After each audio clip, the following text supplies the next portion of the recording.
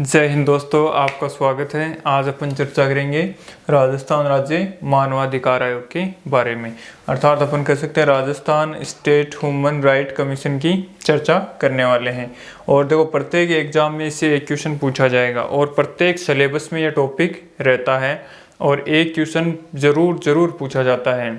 ठीक है, ये मतलब कि लगभग इसमें 12-13 पॉइंट्स हैं। ठीक है, 12-13 पॉइंट्स आपके याद हो जाते हैं तो एक प्रश्न पक्का आपका हल हो जाएगा। ठीक है, सबसे पहले अपन बात करते हैं कि देखो, ये पटवारी में भी है, ये एसआई में भी है, आरएस में भी है, सभी में है ये टॉपिक जोड़ा जाता है। ये क्या है? एक वैधानिक आयोग है। एक होते हैं संवैधानिक आयोग,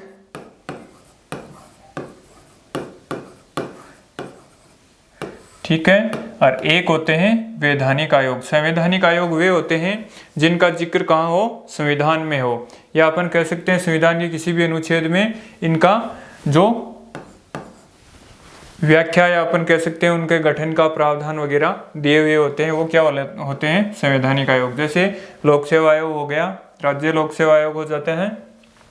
और अपने वैधानिक आयोग वे होते हैं जो विधान द्वारा स्थापित किए जाते हैं। अर्थात अपन कह सकते हैं कि संविधान के बाद में जिन आयोगों की अपन को चर्चा या जिन आयोगों को अपन की आवश्यकता पड़ी उनको क्या है? विधान द्वारा स्थापित किया जाता है। उन्हीं के अंतर्गत ये होता है अपना राजस्थान राज्य मानवाधिकार आयोग की अपन आज चर्चा करेंगे। पहले अपन बात करते हैं राजस्थान राज्य। देखो, मानवाधिकार क्या होता है? सबसे पहला यही प्रश्न रहता है कि मानवाधिकार क्या रहता है। जैसे कोई बच्चा है, ठीक है, जब वो जन्म लेता है तो उससे जन्म लेते ही जो मानव के नाते जो अधिकार मिलते हैं उसे क्या कहते हैं? मानवाधिकार कहा जाता है। जैसे अपन देखते हैं मानवाधिकार किसी राज्य या देश की सीमाओं से बंधे हुए नहीं रहते हैं। जैसे अपन देखते हैं ये देश है, मान लेते हैं भारत है, ठीक है, तो भारत का व्यक्ति विदेश में कहीं भी जाए, ठीक है, तो वो अपने मानवाधिकार साथ में लेकर चलता है। अर्थात कह सकते हैं मानवाधिकार जो किसी देश की सीमा से बंधे हुए नहीं रहते हैं। जबकि एक होता है मूल अधिकार। मूल अधिकार, ठीक है, मूल अधिकार क्या होते हैं? मूल अधिकार अपन को कौन प्रदान करता है? तो संविधान प्रदान करता है। जैसे अपने मूल अधिकार किसमें दिए हुए हैं? भाग 3 के अंतर्गत दिए हुए हैं। ठीक है, संविधान में मूल अधिकार क्या होते हैं? किसी भी देश की सीमाओं से बंधे हुए हो सकते हैं, परंतु जो अपने मानवाधिकार हैं वो किसी भी देश की सीमाओं से बंधे हुए नहीं रहते हैं। ठीक है, अब देखते हैं आगे अपन विश्व में मानवाधिकार आयोग के संदर्भ में क्या प्रयास किए गए, फिर देखते हैं भारत के संदर्भ में और फिर अपने राजस्थान के संदर्भ में देखते हैं। सबसे पहले विश्व में सर्वप्रथम मानवाधिकार आयोग या अपन कह सकते हैं मानवाधिकार के लिए प्रयास किया गया। ठीक है, प्रयास कब किया जाता है? प्रयास किया जाता है 10 दिसंबर, ठीक है, 10 दिसंबर 1948 में। और ये प्रयास कौन करता है? तो ये प्रयास करता है संयुक्त राष्ट्र संघ। ठीक है, संयुक्त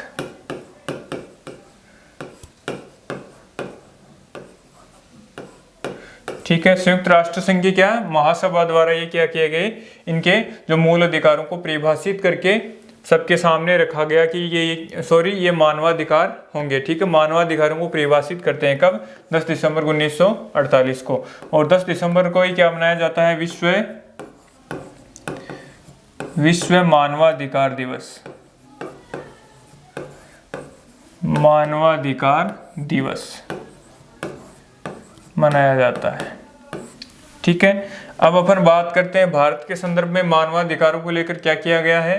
तो भारत के संदर्भ में बात करते हैं तो 1993 में, ठीक है, 1993 में क्या किया गया? मानवाधिकार संरक्षण अधिनियम पारित किया गया संसद द्वारा। ठीक है, मानवाधिकार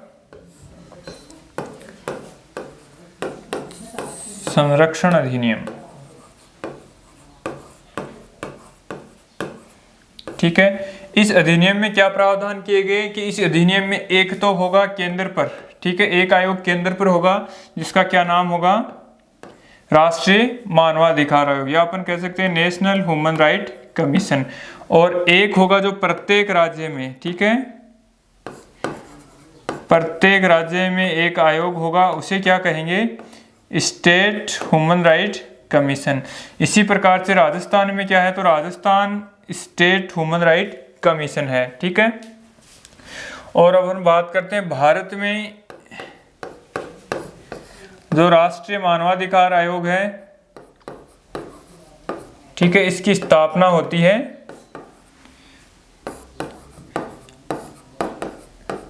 12 अक्टूबर को, ठीक है, 1993 को। किसकी अध्यक्षता में होती है? तो न्यायमूर्ति रंगनाथ मिश्र की अध्यक्षता में होती है, रंगनाथ मिश्र, ठीक है। ये अपने मोटा मोटा एक परिचय देख लिया है, ठीक है। नेक्स्ट अब अपन करते हैं राजस्थान मानवाधिकार आयोग के बारे में बात, ठीक है। राजस्थान राज्य मानवाधिकार आयोग, ठीक है।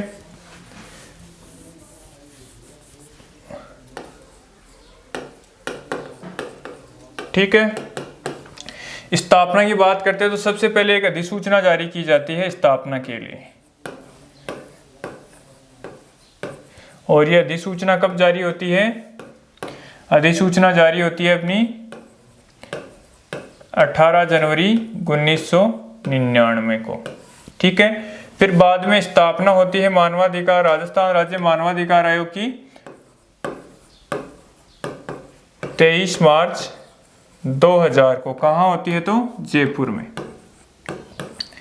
वर्तमान में भी अपना कार्यालय पूछे तो जयपुर में ही है, ठीक है, और कांता भटनागर की अध्यक्षता में होती है, अध्यक्ष। ठीक है, अपना पॉइंट नंबर पहला क्लियर हो गया है, ठीक है। यहाँ से ये पूछा जाता है अधिसूचना कब जारी की गई, तो अधिसूचना जारी की गई थी 18 जनवरी 1999 को। स्थापना की बात करें तो 23 मार्च 2000 को। कहाँ की गई? तो जयपुर में। किसकी अध्यक्षता में की गई? तो न्यायमूर्ति कांता भटनागर की अध्यक्षता में की गई। अब अपन बात करते हैं आयोग की संरचना की, ठीक है। तो आयोग प्रारंभ में क्या था? प्रारंभ में 5 सदस्यीय आयोग हुआ करता था, ठीक है। 5 सदस्यों में से क्या होता था? एक अध्यक्ष होता था, ठीक है, और 4 क्या होते थे? अन्य सदस्य हुआ करते थे। परंतु 2006 के बाद में इसके प्रावधानों में क्या कर दिया गया? चेंज कर दिया गया, और अब क्या हुआ करते थे? 3 सदस्य होते थे, उनमें से एक अध्यक्ष प्लस 2 अन्य सदस्य होते हैं।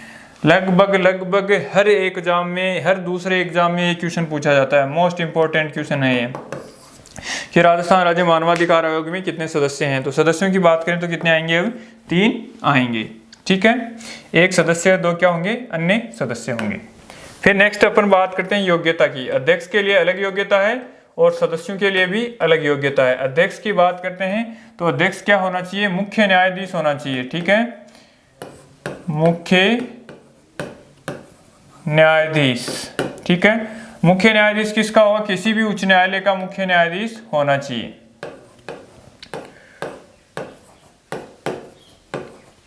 ठीक है।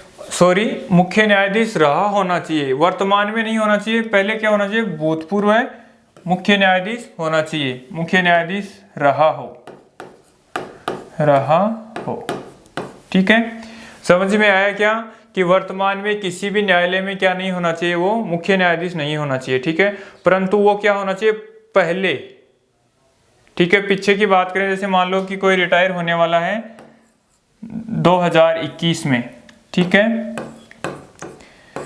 मान लेते हैं वो अभी अप्रैल में रिटायर होने वाला है, ठीक है। कोई न्यायाधीश, मुख्य न्यायाधीश है जो अप्रैल में रिटायर होने वाला है, तो वो क्या अब वर्तमान में क्या है? इसका अध्यक्ष नहीं बन सकता। किसी भी जो मानवाधिकार आयोग है उसका अध्यक्ष नहीं बन सकता। परंतु अगर अप्रैल में रिटायर हो जाता है और अप्रैल के बाद में मई जून में अगर उसको अध्यक्ष बनाए तो वो अध्यक्ष बनने के लिए योग्य होगा, ठीक है। और एक सदस्य, जैसे एक तो हो गया अपना, दूसरे की बात करते हैं तो दूसरा क्या होना चाहिए? किसी भी उच्च न्यायालय में, ठीक है, किसी भी उच्च न्यायालय में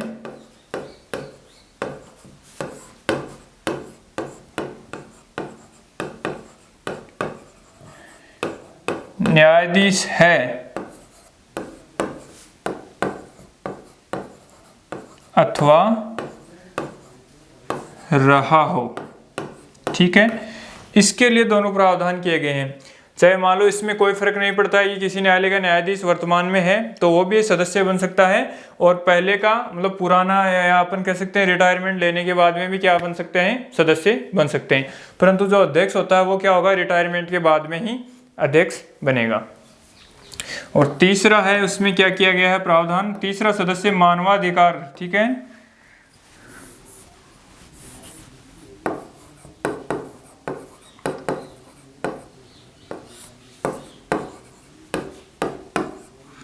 मानवाधिकारों के विषयों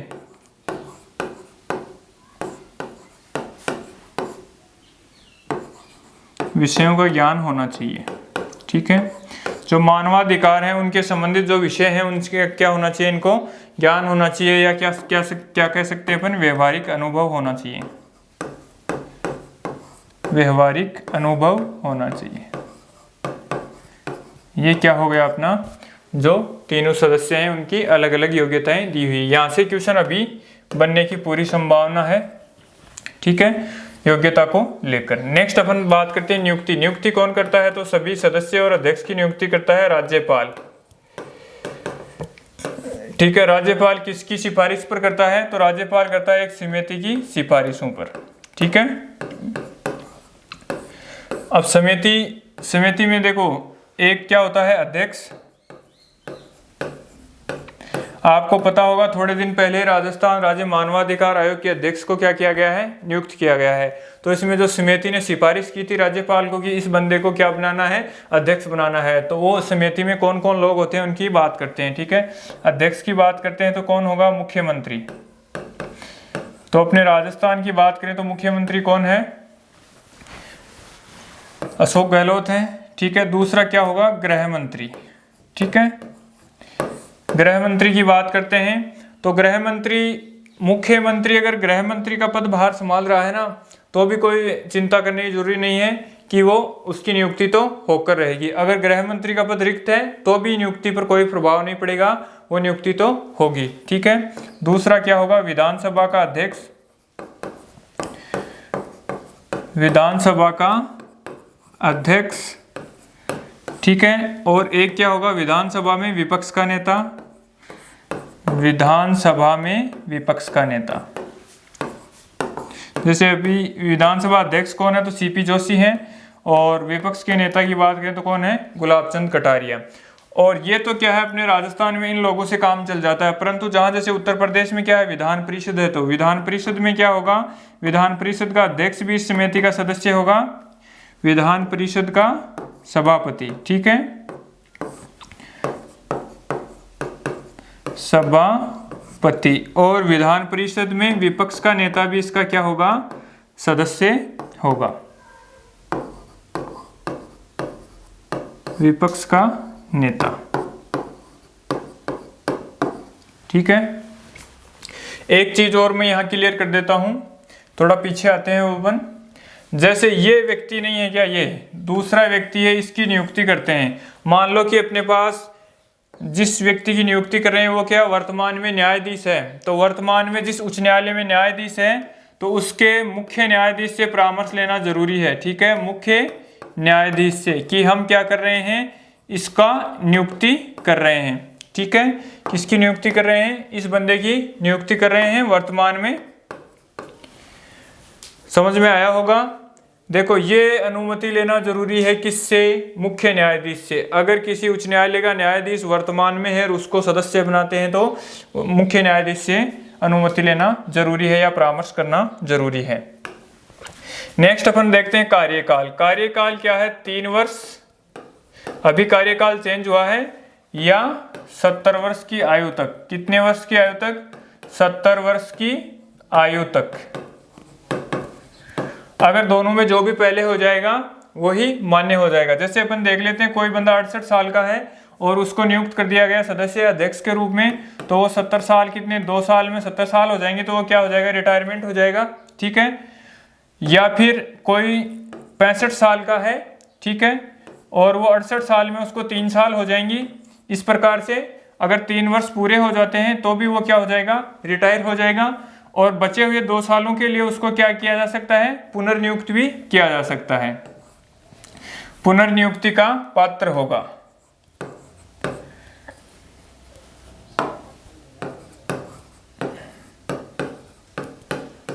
पुनर्नियुक्ति का पात्र होगा। ठीक है। त्यागपत्र किसे संबोधित करते हैं, तो सब के सब त्यागपत्र देते हैं राज्यपाल को, अध्यक्ष हो चाहे सदस्य हो। ठीक है। नेक्स्ट अब अपन आगे की ओर बढ़ते हैं। आगे दिया हुआ सदस्यों को पद से हटाना। ठीक है। सदस्यों को पद से हटाता कौन है, राष्ट्रपति। ठीक है। और राष्ट्रपति हटाता है एक प्रक्रिया को फॉलो करके। ठीक है। जैसे मान लेते हैं ये अध्यक्ष या सदस्य है कोई भी। ठीक है। अध्यक्ष एवं सदस्य, कोई कारण तो रहता है कि इनके उठाने का। ठीक है। अध्यक्ष या सदस्यों पर कोई आरोप लगता है, आरोप कैसा होना चाहिए, अक्षमता, ठीक है,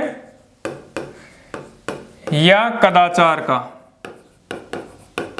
ठीक है। इसकी जांच कौन करता है, इसकी जांच करता है सुप्रीम कोर्ट। ठीक है। उच्चतम न्यायालय। ठीक है। जांच करता है और जांच में क्या पाए जाते हैं, दोषी पाए जाते हैं। ठीक है। दोषी तो उन्हें क्या किया जाता है, राष्ट्रपति द्वारा हटा दिया जाता है। और जो राष्ट्रपति को जो सलाह देता है सुप्रीम कोर्ट, वो मानना उनके लिए क्या रहेगा, बाध्यकारी होगा राष्ट्रपति के लिए। ये क्वेश्चन बहुत बार गलत होता है और ये एग्जाम में भी पूछा जाता है कि सदस्यों और अध्यक्ष को कौन हटाता है, तो राज्यपाल नहीं, राष्ट्रपति हटाता है। ठीक है। नेक्स्ट अब अपन बात करते हैं प्रतिवेदन या रिपोर्ट। ठीक है। वार्षिक प्रतिवेदन या रिपोर्ट देनी होती है राजस्थान राज्य मानवाधिकार आयोग को, तो वो किसे सौंपते हैं, वो सौंपते हैं राज्यपाल को। ठीक है। राज्यपाल को। और राज्यपाल इस रिपोर्ट को कहां रखवाता है, तो विधानसभा में, विधानसभा में रखवाता है। फिर देखते हैं प्रकृति या स्वरूप। ठीक है। अपने जो राजस्थान राज्य मानवाधिकार आयोग है, इसकी प्रकृति कैसी, सलाहकारी है। ठीक है। यह आयोग क्या है, सलाहकारी आयोग है। ठीक है। इसके लिए जो अपनी राज्य सरकार है उसके लिए जो सलाह देता है वो बाध्यकारी नहीं है कि वो मान्य ही। ठीक है। वो राज्य सरकार का कर्तव्य है कि वो मानता है या नहीं मानता है। ठीक है। नेक्स्ट अपन बात करते हैं राज्य मानवाधिकार आयोग के कार्यों की। कार्य क्या है, राजस्थान में मानवाधिकार आयोग के उल्लंघन से संबंधित जो जितनी भी शिकायतें होती हैं उनकी जांच या उनको सुनता कौन है, तो अपना राज्य मानवाधिकार आयोग सुनता है। जितनी भी जेलें हैं, ठीक है, अपने राजस्थान के राज्य क्षेत्र में जितनी भी जेलें आती हैं उनका क्या करता है, निरीक्षण करता है। और जो उनमें कैदी रहते हैं उनकी भी क्या है, जीवन के बारे में, जो भी उनके साथ में अमानवीय व्यवहार तो नहीं हो रहा है, उनकी भी जांच करता है। ठीक है।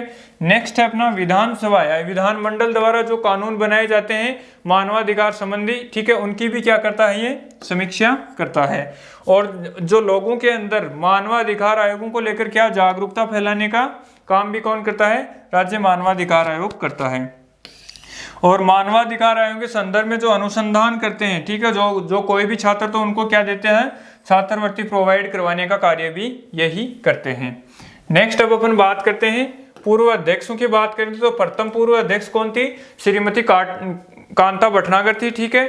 दूसरे थे सैयद सागिर अहमद, तीसरे थे नरेंद्र कुमार जैन, ठीक है, या उन्हें क्या कहते हैं शॉर्ट में NK जैन। ये एग्जाम में क्वेश्चन पत्र में ये लिखा जाता है ना कि पूरा नाम, ठीक है। और जो चौथा है प्रकाश टाटिया है। और वर्तमान में अपन देखते हैं, बात करते हैं अध्यक्ष और सदस्यों की। तो वर्तमान में अध्यक्ष कौन है, श्री गोपाल कृष्ण व्यास, गोपाल कृष्ण व्यास, ठीक है। और एक सदस्य हैं, उनका नाम है महेश चंद्र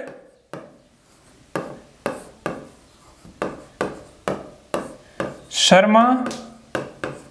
और एक अन्य सदस्य और हैं, तीसरे सदस्य, उनका नाम है महेश गोयल, महेश गोयल, ठीक है। लास्ट में चलते चलते देख लेते हैं, जो राजस्थान राज्य मानवाधिकार आयोग एक पत्रिका जारी करता है उसका क्या नाम है, मानवाधिकार संदेश,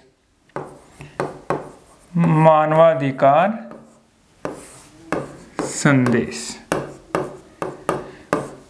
दोस्तों 1% पक्का आएगा। और वीडियो बताओ कैसा लग रहा है, ठीक है। दोस्तों थोड़े दिन बीमार होने के कारण क्या है, अपने कोई वीडियो नहीं बनाया था, ठीक है। जय हिंद, जय भारत। चैनल को सब्सक्राइब, लाइक और शेयर करें वीडियो को। धन्यवाद।